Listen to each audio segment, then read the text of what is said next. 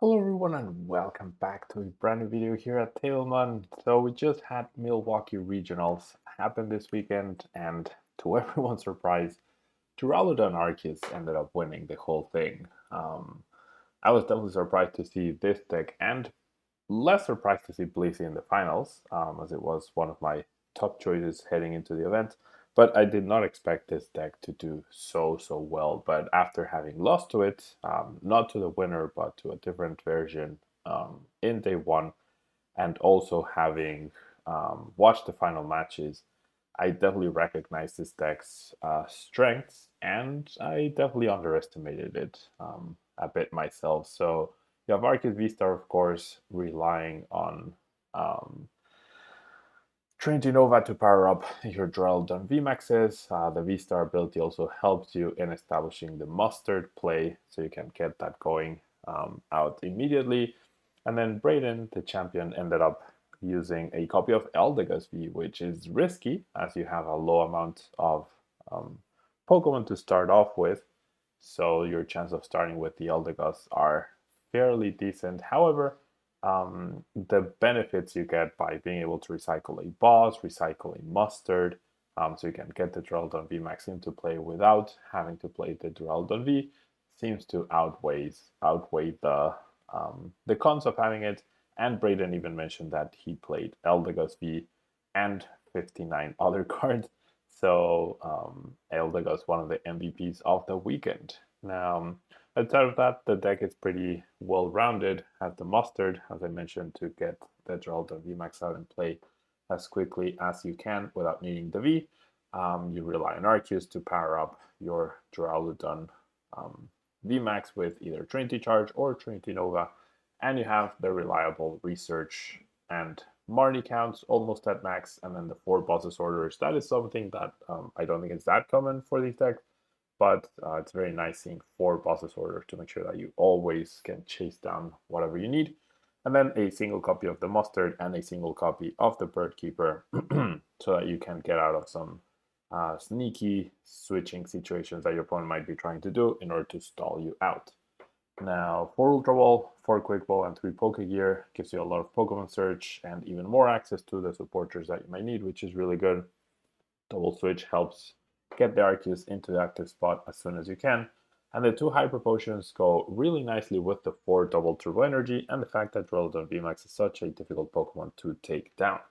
Now, even though things like Palkia don't play any special energy, and so you don't really slow them down, since you play with a very low bench with this deck, it's not really that big of a deal um, that your ability doesn't work against them, as if you can heal enough and tank enough hits through Crystal Cave and Hyper Potion, then you are more than able to beat them. The version that I played against during day one of Swiss had Collapse Stadium as well, along with Team Yell Towels and Icarus Conviction. So a lot of ways you can possibly manipulate the deck as well to your liking. And then straightforward 6 basic energies, 6 basic metal energies, 3 fighting energies, and with a 4 double tour, you have 13 turn 1 attachable energies, which is definitely a very good number. Usually 12 will be the average that you want in order to have a turn 1 attachable energy guaranteed on average, right? Obviously, things can not always work out that way, but with 13, you're actually above that, so it really works out. So big congrats to Brayden. This is his photo, right? So you should definitely go follow him over on Twitter. Let me mention his Twitter. I'm pretty sure it's pretty. Yeah, it's at Brayden Elfert. That's his full name. That's where he posted the deck list and where you can see his comments about the deck and whatnot. So big props to him. And then in second place, we did have Blissey. Blissey with, oops, Blissey um, with the good old reliable strategy that we've all come to know and love. Has a lot of these energies over here, over here.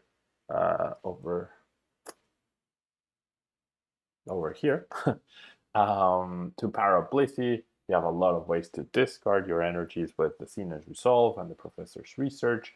And then the 4 bosses orders allow you to chase down your opponents wherever they are. And then you have a wide variety of supporting Pokemon, such as Yveltal to discard special energies, especially against Mew. You have Miltank to protect yourself against V Pokemon, which a single copy is probably easy-ish for most decks to get around. The more copies you have, the more difficult it is. I did play against a BLISSEY deck that had 4 Miltank, but I was able to overcome it. And then the Radiant Greninja, of course, helps you in drawing extra cards. Duskburst protects your weakness, and then the big new addition is this Tornadus, which actually really helps you in sending things to the bench, such as the Flying Pikachu, the VMAX, which stops you from attacking, or Ace Q as well. And then you can bring them back with boss, as they do play 4 bosses orders, and you're in a really good spot then. The finals was very exciting. If you didn't get to watch it, I would definitely recommend you go watch it, even if you already know the result. The games were really back and forth, and they were actually very, very exciting, and we were all like on the edge of our seats.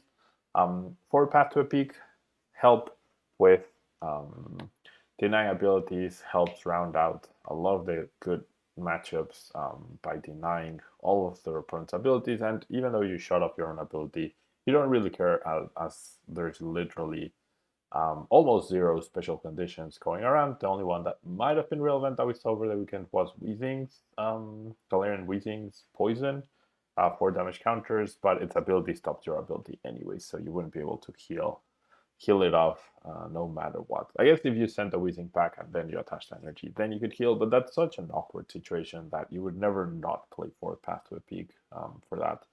Now with 4 Hyper Potion and 2 Team Yell Grunt, this deck had a Team Yell Towel, sorry. This deck had a lot of healing potential, and it's something that we saw come into play in the final quite a bit, which I'm sure made a big difference throughout the whole weekend for Connor. And yeah, it's just like a very well-rounded, ironic because believe these are around Pokemon, right? A very well-rounded deck. It's straightforward and it's very powerful. You leave up BLISSEY unchecked and it starts to get out of control all of a sudden with all the energies. And then with the lucky energies, they also have really good defense against Roxanne and Marnie plays that might try to take away resources from them. That's actually not that effective thanks to lucky energies, which they did only play 3, right? So that's one of the corners that they cut in order to add that Tornadoes, or keep the Team Yell Towels along with the 4 Hyper Potions, whilst keeping the Avery and the Boss's orders counts quite high. But yeah, Avery was also a pretty big card, I feel, throughout this weekend, especially with Palkia expected to be one of the most played and or powerful decks over the weekend, relying on a big bench. But constant Averys definitely limits their damage output quite a bit. You're not taking knockouts on those Pokemon, but you are eliminating them from play. It also hurts other surf decks such as Regigigas, right? So very nice combination of a lot of really good cards in the deck. So yeah, that's what happened at Milwaukee. Obviously, the rest of the decks that conformed, the top 8 included Mew VMAX, Palkia, Arceus V-Star Inteleon, and that's it. So we had 5 different decks in the top 8, and then we had a bunch of others in top 16, such as Flying Pikachu, such as Regigigas, Malamar VMAX made an appearance as well. So yeah, pretty cool weekend.